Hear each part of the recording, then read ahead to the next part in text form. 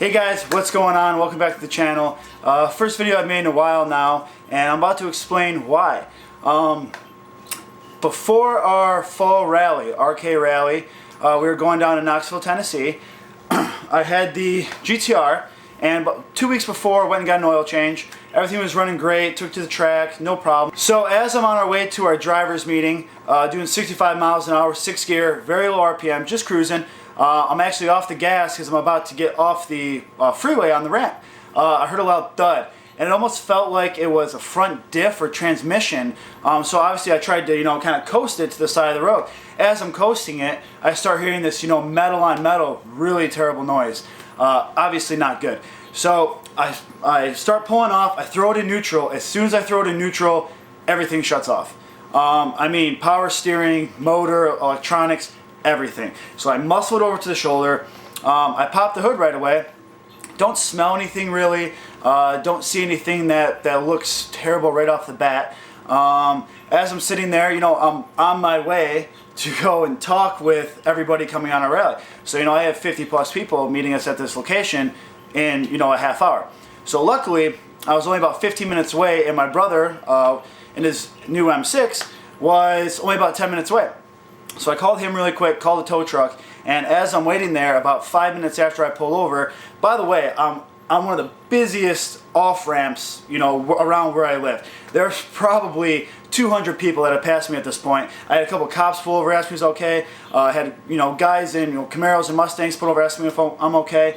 And just super embarrassing, just a terrible, terrible moment. And as I'm sitting there, it starts puking all of its fluids. I mean, coolant, oil, everything. So now there's a giant, giant puddle, a giant mess on the side of the road, and I know something happened to my motor.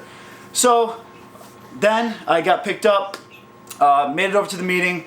Everything was okay. I called my business partner, who's actually blown up 3 motors and a few transmissions, and the first thing he said, of course, is you're screwed. So I got it towed to the shop. About a week later, I told him not to worry about it. I was on the rally and stuff. I had a really amazing friend. My attorney, actually, my buddy Mark, allowed me to take his Porsche 911 Turbo S Cabriolet down to the Tail of the Dragon. It's actually tuned by Switzer, made 682 horsepower to the wheels. Badass car. I mean, we drove half the time with the top down on the Tail of the Dragon and Devil's Triangle. Absolutely amazing. So thank God that worked out and was able to find a cool car. So thank you again for that. But about a week later, after the rally, we finally, I gave him the go-ahead to pull the motor, take a look and see what was going on. And as soon as they get it on the lift, they noticed a wrist pin is already through the side of one of the cylinders. So they get the motor pulled, and I'll throw some pictures in here too and some videos. But they get the motor pulled and find out it is completely destroyed. So destroyed, in fact, we can't tell exactly where it started. We had one cylinder completely just disintegrate, destroyed the heads on that side. The cylinder right next to it is the one that had the wrist pin that actually went through the side of the block and windowed it. So pretty much complete catastrophe, catastrophic failure, no coming back.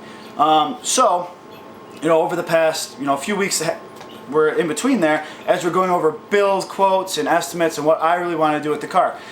My initial thoughts were, do I just build it back to where it was and sell it? Because after the rally, my plan was to sell the car anyways.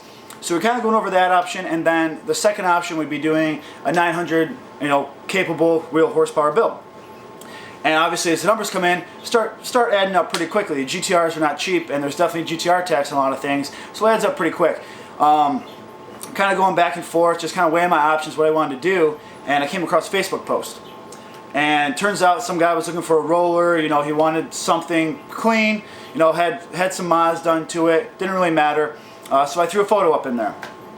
Didn't really get any action on it. Next day, turns out one of the guys on the page, the Battalion 35, lives about 10 minutes away from me and already has a built 17 Plus GTR. So he, called me up and said, hey man, I want to check out your car, let's see what's going on, maybe we can make something happen. I wasn't planning on selling his roller. Like I said, I was planning on building the car, have it ready by spring for our next rally in May. So this was kind of just, a major curveball. We were literally this close to saying go ahead, and I was going to give him a bunch of money and we were going to start the build. So as this is happening, now I have this gentleman talking to me. So I meet him at the shop where the car is at. We take a look at the motor, all the components. He's built 2 other GTRs previously, has a lot of knowledge of it, so it worked out pretty well. And we came to an agreement, and he bought my car. So instead of being down for 2 months and putting, you know, X amount of dollars into it and not getting that money back out, for me, personally, this was the best option. So at the moment, I am carless. I'm on the hunt. It's winter here in Michigan, and I think I'm going to wait until spring, probably late February, early February to April, around there.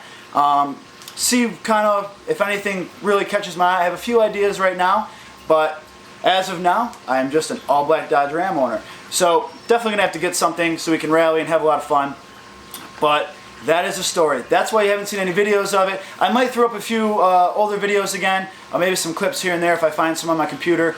But as of now, it's probably going to be guns, random stuff, ski trips, you know, more lifestyle things until I get back into the car scene. So there's your update, and I hope you guys enjoyed the story, and hopefully I'm in something really sweet soon. Thanks.